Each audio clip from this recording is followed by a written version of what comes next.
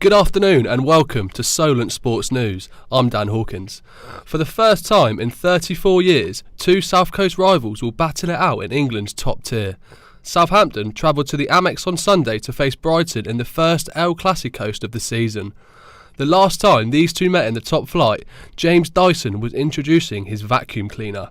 Our reporter Fran Lesh has more on this weekend's local football. Cheers, Dan. We look ahead to tonight's Cathedral City derby between Winchester and Salisbury. Salisbury have signed forward Zach Kotwicker on a month's loan from Gloucester City, and the 21-year-old joins the Whites after scoring 13 goals last season. Kotwicker will be looking to hit the ground running as he gets his first start for Salisbury. Also in this weekend's football, local side AFC Totton face Didcot Town.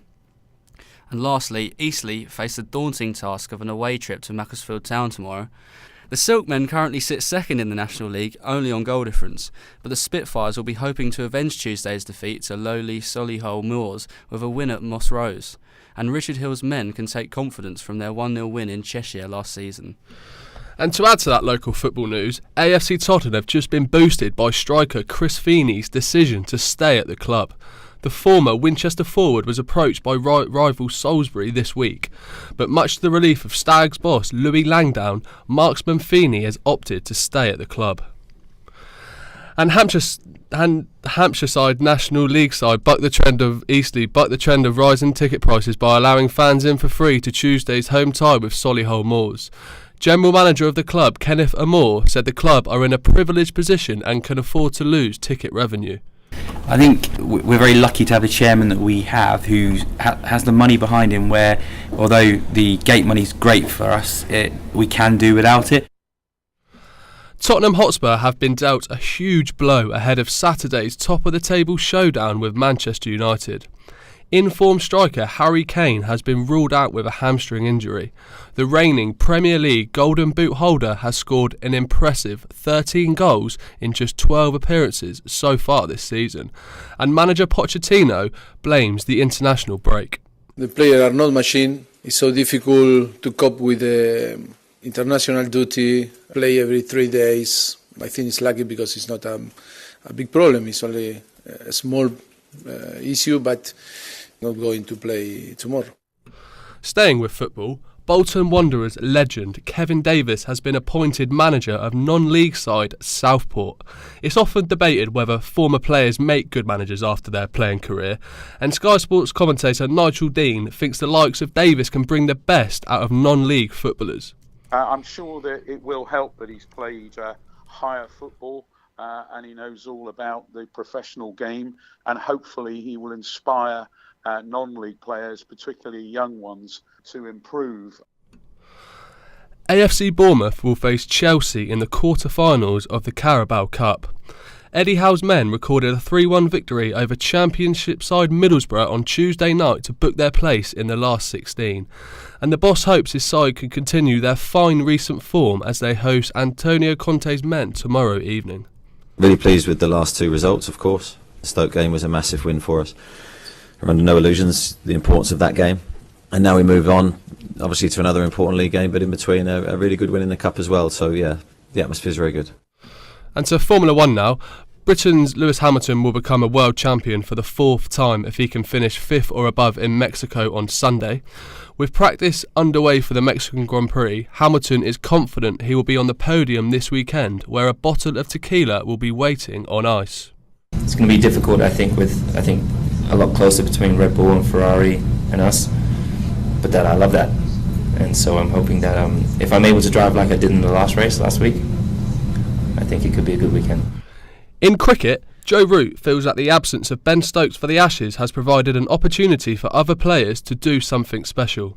Stokes' September arrest is still under investigation after he was held in Bristol under suspicion of committing ABH. England are due to fly out to Australia this Saturday, with the first test taking place on November the 23rd. In the Rugby World Cup, Australia have beaten England by 18 points to 4 in the opening game of the competition. The Kangaroos have cemented themselves as favourite to win the tournament. And despite defeat, England will be hoping to be the first ever Northern Hemisphere side to lift the trophy. Our reporter, Jack Cossack Green, has more. Thanks, Dan. I thought England played very well. I thought that was an excellent opening account for the tournament, for the World Cup. They went into half-time 10-4 down after I thought the Australians dominated the first half, and they were still within the game. They came out second half much stronger. Roby and Gale in the halves dominated the game a bit more. England had a lot more of the ball, and I thought they really had a few chances to take the game away. They ended up trying one too many things in the end and threw one too many passes, and the Australians ran away with it. But I think there's plenty of positives to take away from that for the English, and I really do think that opening game was a dress rehearsal for the grand final in early December. With rugby, Southampton Solent Rugby B team saw their local derby against Bournemouth abandoned after being ruled a no contest. Solent began the second half 56-0 down with only 9 players on the pitch and no coaching staff present. They now have a 2-week break before facing Winchester on November the 8th. A British heavyweight champion will be putting its reputation on the line tomorrow. The WBA and IBF heavyweight titles will be up for grabs when Anthony Joshua faces Carlos Takam tomorrow in Cardiff. Both men have now weighed in, with Joshua coming in a whole stone heavier. And in horse racing fans will be overjoyed when one of the most world's popular hurdlers returns to action after 11 months out. 2016 King George Chase winner Thistlecrack will return at Newbury on December the 1st.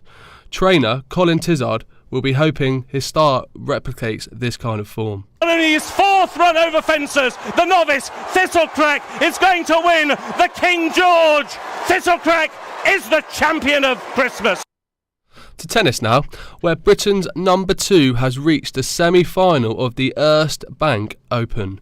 Carl Edmund defeated German Jan-Lennard Struff 6-2, 7-5 to reach his 3rd ATP semi-final of the year. He goes on to face the winner of the all-French encounter between Lucas Poli and Richard Gasquet. In golf, 2 Englishmen find themselves in contention heading into this weekend's Shanghai World Golf Championship.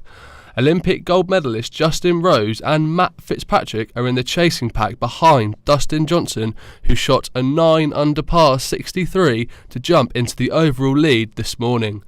World number 1 Johnson praised a last-minute putter switch following his sensational round. I wasn't really pleased with the one I played with yesterday, so the guys here in China made me one. I got it right before I walked to the tee. You know, I hit a few putts on the practice screen with it, and I was like, oh, this will work pretty well, and went out and I hold a lot of putts today, so kind of like it. And we actually have our own golf correspondent here in the studio to talk about European chances in this year's World Championship, Harry Clark. Yeah, thanks, Dan. Dustin Johnson has blown away the competition so far in the first 2 rounds with his special putter that he found on the way to the first tee. But you've got chances of Paul Dunn, the young Irishman, coming off the back of a British Masters win a couple of weeks ago. He's on 6 under par after 2 rounds. You've got Rafa Cabrera Bello, the Spaniard. He's on 8 under par. And then you've got a couple of Englishmen in Tyrrell Hatton and Tommy Fleetwood, who are on -6 and -2. Tommy Fleetwood actually is leading the race to Dubai with a couple of months left. So you spoke about Dustin. Who do you think's going to win it? I mean, who would be your sort of top tip for the championship?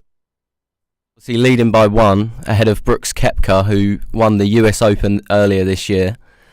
And if Johnson keeps his putting up that he has in the first 2 rounds, there's no reason why he won't add a 6th World Championship to his collection.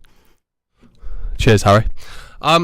That's all for us for now. I will be back in an hour, but please do stay tuned. We've got developing stories on the ticket pricing in football, which we touched on earlier. We've got a bit more, a few more views, a bit more reaction. We've also got some reaction from the England under-17s, as we touched on earlier. They are now in the World Cup final. We've got some views, some more views on that, as well as an update on Kevin Davies' appointment at National League Southport, and that is all to follow in the next hour.